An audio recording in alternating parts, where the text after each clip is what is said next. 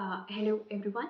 So in this video we are going to discuss about a verse which is very famous in Sanskrit, and I personally believe this a lot.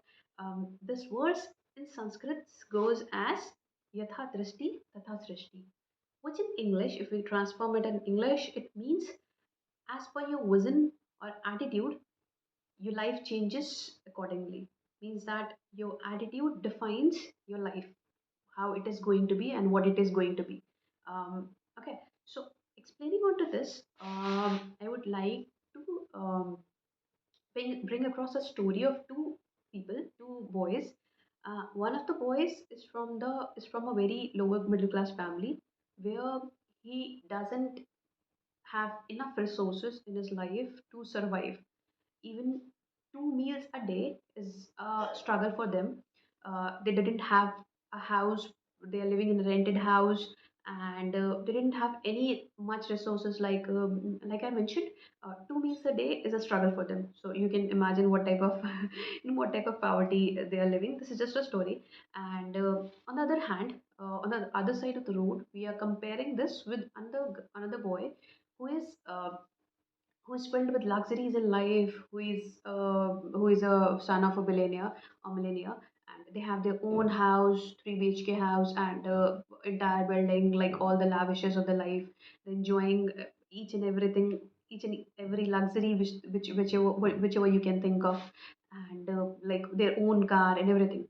So let's take first of all one side of the story, like how this is just to depict how your life changes according to your attitude.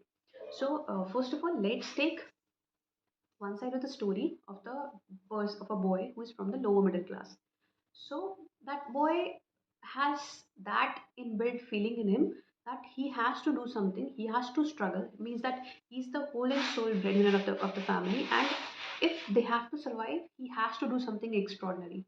He means that that sense of responsibility has been embedded in him, so he's working accordingly. His choices are accordingly, and like when everybody's spending money, he's trying to save that amount. He's trying to build his career from a very childhood age. He's very focused and very much what do you say? He's very much focused and directed that he has to change his life as well as the life of his family. But whenever this lower middle class boy sees the person the rich guy, the rich boy, as soon as he sees them, he gets a sense of dissatisfaction or a sense of misery inside him, that why I am the person who is not having that lavish life. Why I didn't have ever that much riches. I didn't have even my house, that car, and why I am not being blessed that why I am not being blessed to be born in that family, and I have to struggle so much. I have to face all these things, right? So this is how they are seeing. Now let's move on to other side of the road, like the person who is from the rich family, right? So whenever he sees that person from the lower middle class family, he feels jealous and dissatisfied, just because he feels that this person is so much free. I am being stuck in a golden cage. Like whenever I have to, there's so much reasons, like security reasons. I cannot move freely. I cannot go wherever I want. I cannot lay on grass like everyone does. I cannot talk to people. Most of the people who are associating with me are only because to get some monetary favors, or like getting some favors from my dad, or getting some riches, getting some favors, monetary favors, you can say. So why my life is like this, why I cannot be as free as this person, why I always have to follow a protocol. Like you might have seen in the royal families, there's a certain protocol regarding the behavioral sense and their dressing sense. They have to follow all these things. So he's always concerned that why I'm being stuck in a golden cage and I cannot move freely like a free bird like that other person does. So now so this is the fact. Now you can see both of their lives become miserable as soon as they start comparing themselves with someone else. So the baseline is that as soon as we start comparing ourselves either to a person who is above us or to a person who is below us, we start getting the sense of dissatisfaction within ourselves.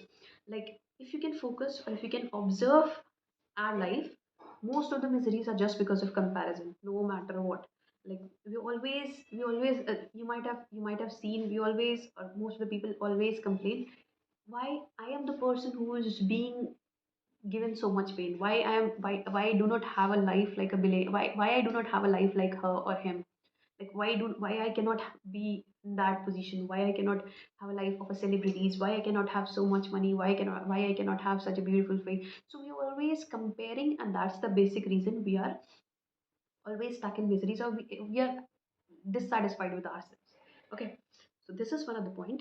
And moving forward, so how how this attitude is, or how this vision is formed in life, let's focus on this now. Vision is formed by your thoughts, by your habits, and your beliefs. Okay, and how are these formed? Like whatever you're believing, whatever your thoughts are, they all streamline your actions, your attitude, and your everything. And how are these formed? These are formed by the inputs which we get through our two of the senses, like our eyes and ears. Let's make it more simple. Like attitude changes our life. Now, how this attitude is formed, or how this vision is formed? Through whatever we believe, whatever we act, how we act, and uh, like whatever our thoughts are. And how are these formed? These are formed through the inputs which we get through eyes and ears, like whatever we read, whatever we hear, whatever we believe, and oh sorry, whatever we hear or whatever we see. So these all things. Now, the important thing to understand here is that in this entire cycle, nothing is controllable. We cannot control anything for sure. Like thoughts cannot be controlled, emotions cannot be controlled. The more you try to control your mind, the more it will revolt against you. You can try for that. Okay, so but the thoughts are definitely like not controllable. Like for example, you whenever you might have observed, you have seen a horror movie, then after days or weeks we get the same feeling, we get the same thoughts in a repetitive mode, in a repeat mode in our mind. Like when we see a series, any other series, the thoughts associated with that series, or similar thoughts, or something associated with that, is always similar thoughts are coming in our mind. So we cannot control them. Like, so in this entire cycle, nothing can be controlled. Like your thoughts cannot be controlled, your actions cannot be controlled, your habits cannot be controlled. Anything cannot be controlled except for the input which you are getting, which you are giving yourself. The input which you are giving through your eyes and ears is the only thing which you control, which you can control.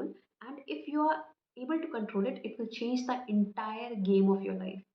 This is true. So like if you're changing the input, whatever information you are feeding yourself, if that changes, your beliefs started to change, you whatever you are believing. Like for example, if somebody is constantly getting in touch with the with the news. Like for example, if somebody is fond of watching the news, and the news channels, whatever, most of the news channels show a very distressing situations, like distressing newses. So their mind will always be in a negative zone. So gradually and gradually their mind will focus more, and they will always like, why there's so much sorrow in this world. So this is the cycle which continues. So only control your thoughts. Sorry, sorry, only control your data or input which you're giving yourself, which you're feeding yourself, which in turn will control your attitude, which in turn will control your way of life, your life actually. This is it. Thank you so much for watching me. Have a great day. Yeah, thank you.